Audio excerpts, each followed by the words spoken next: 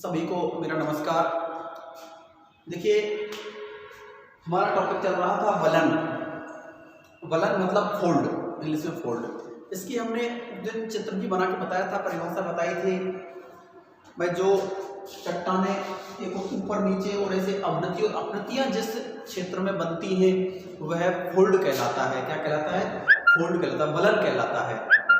अब जो निचला क्षेत्र बनता है उसको तो बोलते हैं अभिनति, और जो ऊपर का ऐसा क्षेत्र बनता है, ऐसा क्षेत्र बनता है, उसे बोलते हैं अपनति। अब ऊपर ऐसे जो ये बीच का क्षेत्र है, ये वाला, इसके बीच का, अब यहां पर भी यदि ऐसा बन जाए ऊपर नीचे तो उसको बोलते हैं समअभिनति। और जो ऊपर के एरिया में जो ऐसे ऊपर नीचे और ऐसे फोल्ड बन जाए तो उसको बोलते हैं समअपनति। क्या बोलते हैं? समअपनति। अब हम इसके वर्गीकरण की बात करते हैं, इसके प्रकारों की बात करते हैं, यानी कि वलन के प्रकार। क्या है? वलन के प्रकार। अब वलन के प्रकारों में हम देखते हैं नंबर 1। वलन के प्रकारों में देखिए नंबर 1, यानी कि सममित वलन। सममित वलन, सममित वलन। अब सममित वलन क्या होता है? वलन की दोनों भुजाओं का झुकाव समान होता है। वलन की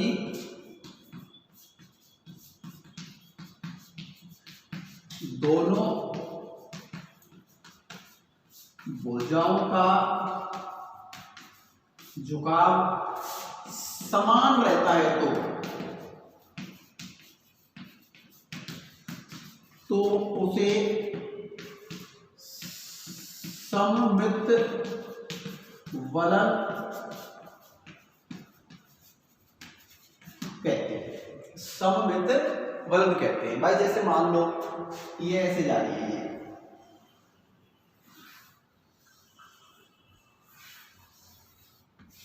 ये अब इसका झुकाव कितना है और इसका झुकाव कितना है, ऐसे। तो ये जो बराबर का झुकाव है ये क्या कहलाता है? सममित वलन कहलाता है भाई। इधर भी हम लोग देख रहे हैं तो सेम ऐसे जा रही है, तो धरातल के साथ जो इसका कोण बन रहा है वो, और इसका जो कोण बन रहा है धरातल के साथ, वो सेम होना चाहिए, तब इसको क्या बोलेंगे? सममित वलन कहेंगे। क्या कहेंगे? सममित वलन। जैसे स्विट्जरलैंड का जूरा पर्वत उदाहरण है इसका। उदाहरण स्विट्जरलैंड का जूरा पर्वत। स्विट्जरलैंड का जूरा पर्वत सेम सममित वलन का उदाहरण है। इसका जो पर्वत है वो सेम ही ऐसे झुकाव, और दूसरी साइड में भी उसका झुकाव बिल्कुल सेम कोण के बराबर होता है। अब होता है दूसरा जो पार्ट है इसका, दूसरा जो प्रकार है असममित वलन। असममित वलन।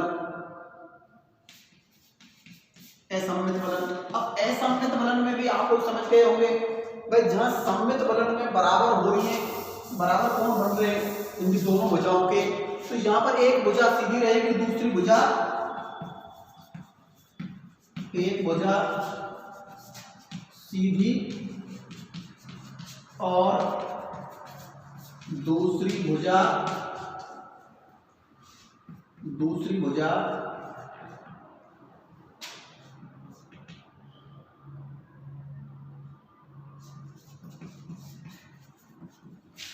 लेटी हुई या झुकी हुई होती है। उसे क्या कहते हैं? उसे असममित वलन कहते हैं। असममित वलन कहते हैं। जैसे इंग्लैंड का पेनाइन पर्वत, उदाहरण इंग्लैंड का पेनाइन पर्वत। अब इंग्लैंड का पेनाइन पर्वत इसका उदाहरण है असममित वलन का। सममित वलन जूरा पर्वत, स्विट्जरलैंड का जूरा पर्वत, और असममित वलन में इंग्लैंड का पेनाइन पर्वत। ये इसके उदाहरण हैं। आप लोग इनको अच्छे से पढ़ना है, नोट्स बनाने हैं। देखिए यहाँ हम लोग जिन चीज़ों को बता रहे हैं, यहाँ हम लोग एक क्लास में समझाने के तरीके के हिसाब से बताते हैं। आप लोग इनको किताबों की सहायता से कुछ और अलग दे रखा हो, जैसे मान लो मैं आपको बता देता हूँ, जैसे सममित वलन पढ़ रहे हैं, अब आप लोग अपनी बुक्स में वलन को निकालिए, वलन की परिभाषा पढ़िए, जो मैंने पिछली कक्षा में पढ़ाई, मैंने चित्र बना के बताया, वो वलन देख लिया आप लोगों ने। अगर उसमें कुछ एक्स्ट्रा आपको मिल रहा है तो आप लोगों को तो निबंधात्मक प्रश्न के हिसाब से बहुत कुछ याद करना है। हाँ, समझ में नहीं आ रहा हो कोई चीज, उसके लिए हम बैठे हैं, हम आपके लिए सामने हैं यहाँ पर। आप लोग कोई भी समस्या हो आप अपने बता सकते हैं, आप लोग कॉल करके भी बता सकते हैं, व्हाट्सएप पर भी बता सकते हैं। तो उसके बाद में आप प्रकार देखिए उसके। अब प्रकारों में कुछ अलग से प्रकार दे रखा है, या इस सममित वलन का वो दूसरा नाम दे रखा है, आप लोगों को कंफ्यूजन हो रहा है। भाई मेरे सामने जो चीज है, मैं जो पढ़ा रहा हूँ उस तरीके से मैं बहुत बेस्ट दे रहा हूँ आपको। अब आप लोगों को जैसा क्या हो रहा है, किताब में से कुछ सहयोग ले सकते हो आप लोग। अब मान लो ये सममित वलन है, इसमें पूरा पढ़ा दिया मैंने, ये परिभाषा भी आपको बता दी, उसका उदाहरण भी दे दिया मैंने आपको। अब इसमें इससे ज्यादा कुछ भी आपको बुक्स में नहीं मिलेगा, और मिल भी रहा है तो आप लोग इतना याद कर लोगे ना, ये भी सफिशिएंट है।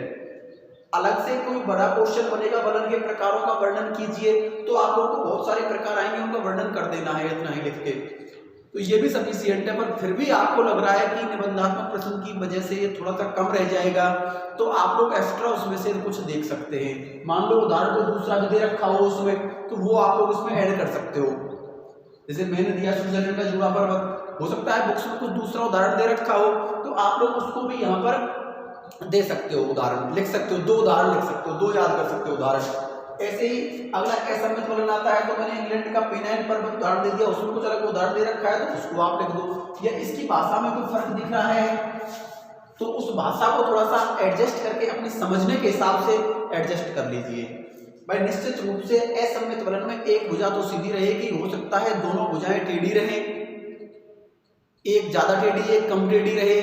कुल मिला के सीधी सी बात है, दोनों भुजाओं का जो कोण है वो बराबर नहीं होगा, दोनों भुजाओं का झुकाव एक जैसा नहीं होगा। तो ये क्या है, ये सममित वलन है, सॉरी असममित वलन। तो इस तरीके से आप लोगों को पढ़ना है और अपने नोट्स बनाने हैं और तैयार करने हैं आप लोगों को। हाँ, अगला हम देखते हैं एकनत वलन। अब एकनत वलन क्या होता है वो देख लीजिए। एक भुजा सामान्य झुकाव वाली तथा दूसरी भुजा समकोण पर होती है।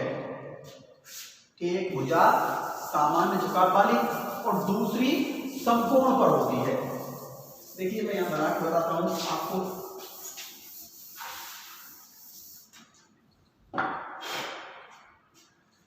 नंबर 3, एक नत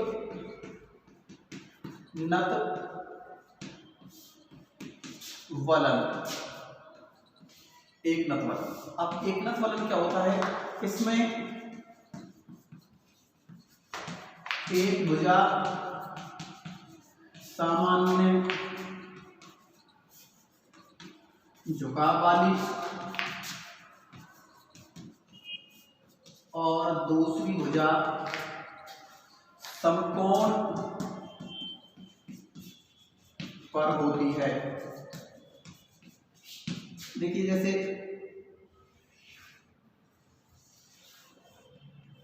ऐसे ये, अब ये तो बिल्कुल एक भुजा तो सीधी है और दूसरी भुजा ये ऐसे झुकी हुई है कुछ थोड़ी सी, तो ये क्या कहलाएगी, एक नत वलन कहलाता है। क्या कहलाता है, एक नत वलन।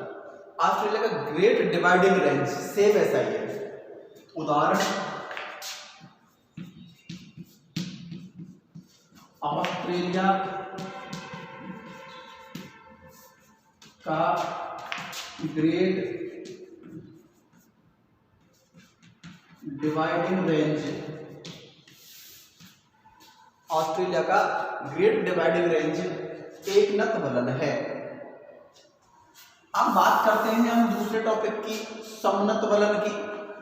चौथा, समनत वलन। समनत वलन में देखिए क्या होता है, अधिक संपीड़न के कारण दोनों भुजाएं एक ही दिशा में मुड़कर समानांतर हो जाती हैं। अधिक संपीड़न के कारण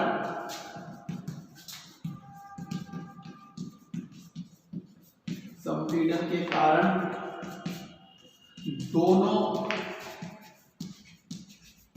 भुजाएं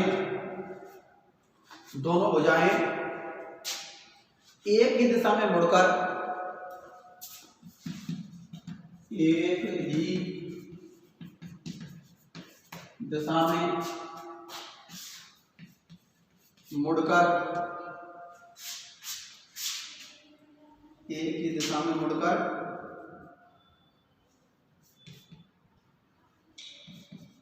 समानांतर हो जाती हैं। जैसे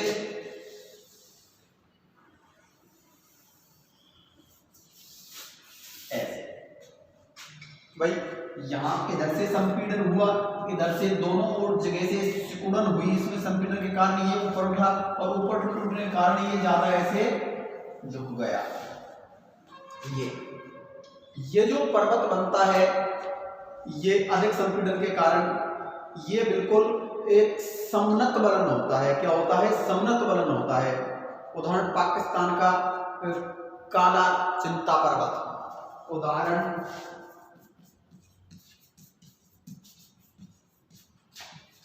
पाकिस्तान का काला चिंता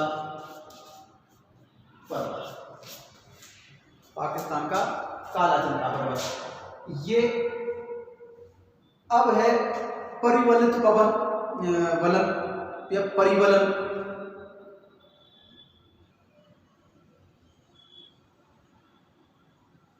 यानी कि ज्यादा थोड़ा सा ये ज्यादा मुड़ाव है, ये इतना मुड़ाव नहीं होगा इसमें। देखो